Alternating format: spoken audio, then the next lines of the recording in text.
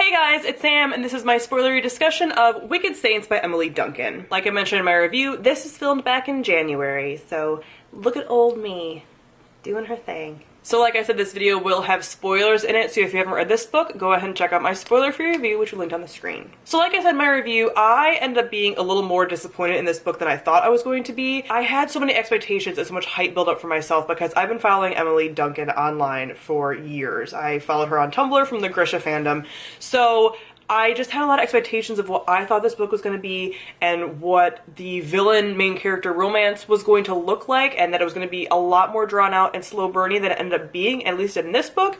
So I think I set myself up for failure a bit with that, but at the same time, I'm still disappointed. But it's sort of on me. But there's still some things I think weren't as well done as they could have been. But there's still some things that were really good. Let's talk about it. Also, like I said in my review, I have been pronouncing Malakiash's name wrong in my head for years since I've seen just his name spelled out and never said. So I'm basically looking at the pronunciation every time that I want to say his name, but I might just keep saying he because Malakiash, I think I don't say it right.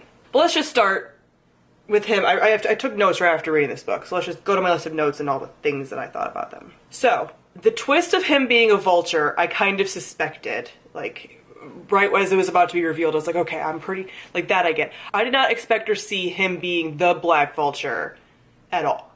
I feel like that wasn't really, like, super foreshadowed. I didn't see that coming. I didn't see it at all. And then I was like, okay, this is why it's a villain romance. Because I was like, okay, like, that's what left me kind of disappointed at the beginning of the book. I was like, it's not a villain romance because he's really, like, not even an antagonist. Like, because they were friends at the beginning, so that would left me kind of just, like, F in the beginning, because I was like, this isn't, like, I was expecting, like, Darkling Alina levels, you know? And I guess it kind of gets there later, potentially, but it already left me feeling like, because at the beginning, like, he's just an antagonist, he's not even that bad, like, what is, you know, oh, he kills some people, you know, and when they're fighting, but, like, again, I was like, that's weak, he's not really a villain, but then when he becomes, like, the villain, I'm like, okay, but that happened at the very end, so I was like, I feel like I didn't get my, like, true villain romance in this book, not until, like, the very, very end, which I think is why I was disappointed as well, because even though, yes, he was a villain the whole time, we don't know as readers he was a villain the whole time, so I, like, And also, I just feel like they love each other too quick. They trust and love each other, like, too quick. It's too fast, regardless of if he's an antagonist or a villain or whatever. Their connection was too fast, especially considering that Nadia should feel more conflict about this, I feel like. She's really quick to trust basically everybody. She's really quick to trust him, even though she knows that he's a blood mage, and then she knows he's a vulture, and, like, she says in her, like, inner monologue, like, I shouldn't want him, blah, blah, blah. But then her actions don't really show that. Like, she doesn't really fight it at all, so I'm like, okay, you keep saying, like, you shouldn't want to be with, but, like, you're not doing anything about it. You're not seeming very conflicted about it. And again, I'm comparing it to the Darkling and Alina because I know Emily from the Grisha fandom, so I know that some of this is, like, there was some inspiration there.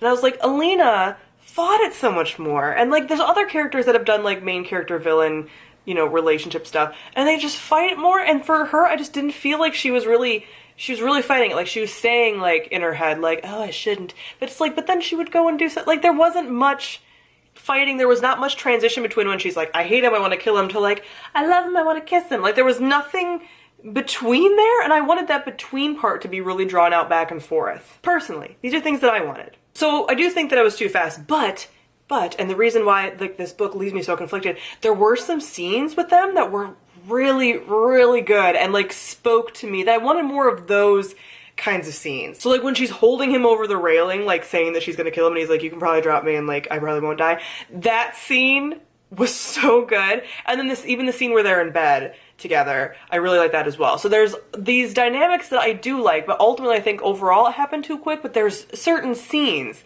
that I found really enjoyable with them, and that I was like, oh, this is what I wanted, this would have been waiting for. I do enjoy that he is a villain who thinks he's right and doing the right thing. He really reminds me of a character in a video game, in a certain Dragon Age video game. I said, actually, the spoiler, and then I was like, wait, people might yell at me if I say that spoiler in this video. So, if you play Dragon Age, the most recent one, that new villain reminds me, because it's like the same kind of thing with they think they're right and they think they're doing this for the best, but they're also the villain, that kind of thing. And I actually think another thing is that I don't tend to love the like tortured, he's this way because of this, like, oh but look, he's just a broken boy, like that narrative. And I feel like that was thrown in here where it's like, yes, he's the villain, but he's also this broken, he's just a teen. And I'm like, I don't really love that. Like, I just want him to be a little more, I don't know, I feel like I kind of knew this, like, that there's going to be this redemption arc, and I like redemption arcs, but I want it to be fought for a little more, and the fact that, like, me doubtful that it's going to happen, where with this setup I feel like I'm a little more certain, because it's like, look, he's just this broken boy, and I'm like, I don't really want it that way. I want the redemption arc, but, like, not in this way. I just have different expectations for my villain romances and my slow burn and my angst, and I want it as painful as possible. But there were some things about his villainy and their relationship and their interactions that I felt, a problem that I had with a lot of this book is, again, from my familiarity with Emily's work online. So I saw too much Emily in this book. And I'm very curious for people who aren't as familiar with her if they were going to see her in this, but I could just, like, see her too much in this, as far as just things that I know that she likes and things that I know that this is sort of based on and her inspirations and stuff like that. Like, I just saw that too much, that I felt like I was watching her write it instead of experiencing it as its own separate thing, separate from her. So, like, the overemphasis on the monstrosity of him and how monstrous he is, and, like, that whole thing is, we're beat over the head with his monstrosity, and it's like, I get it. And the under the chin things that he does a lot, I feel like that's a thing too, that I'm just like, I can see the author, like, writing that, because I felt like that was something that was done too much. I think that the under the chin was overused. It almost felt like something that's used a lot in, like, fan fiction, which isn't necessarily a bad thing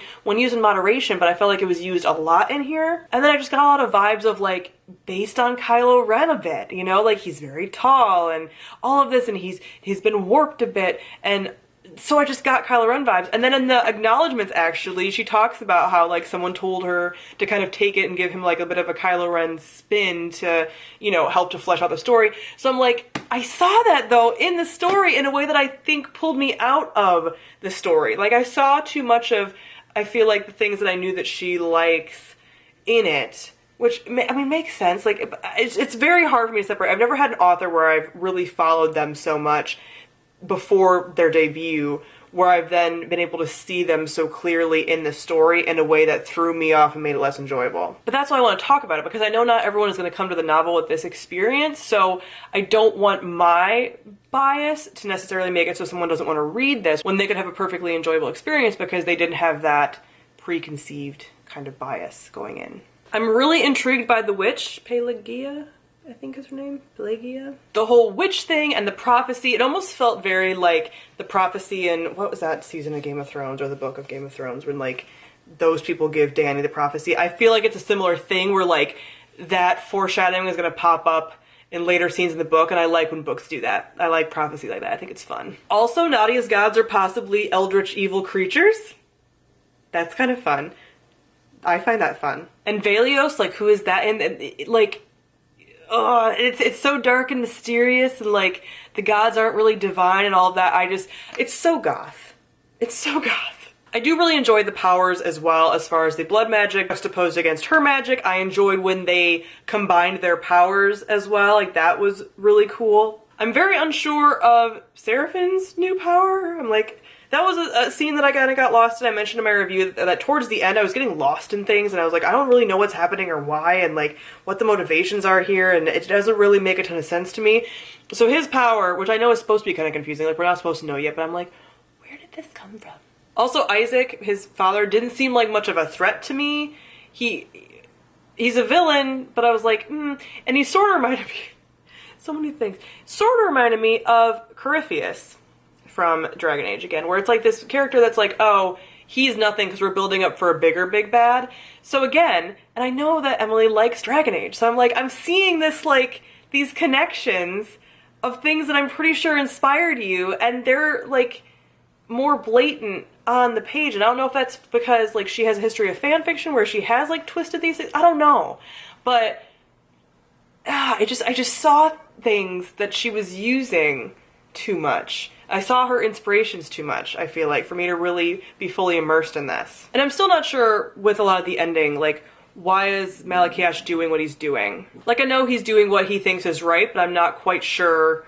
Like, I still couldn't really follow what exactly he was doing and, like, why he set things up the way that he did and how he knew that all those things were going to fall together, because that didn't seem super obvious. And I still don't know, like, why did the veil break still after all of that? Like, it seemed like he was going to prevent that from happening, or she wasn't going to be able to get through to let her gods through, and then she did, and I was like, how did that even happen, though? I feel like I missed something. So I feel like the end happened really quickly in a way that I'm like, I don't know what's going on, and I feel like I'm missing chunks.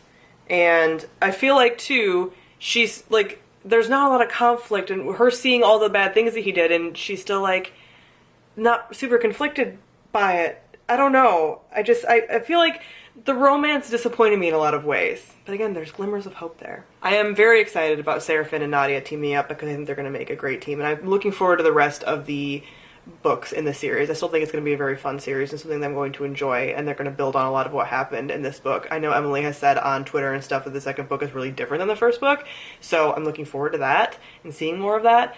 But yeah, I don't really know where this book's going to go. I don't really know where the series is going to lead, and I'm intrigued by it. But yeah, I had expectations for how this was going to go, and it didn't quite go down in that way, and it's left me a little bit reeling. I had to sit with my thoughts for about a week, which I think is good, because then I get to talk about the good and the bad there. But it still is just, again, still disappointing to me, really disappointing to me, that I didn't love this as much as I was hoping to. So I probably forgot some stuff, but comment down below, let me know your thoughts about Wicked Saints. Thank you all for watching, and I'll see all of you guys soon. Bye.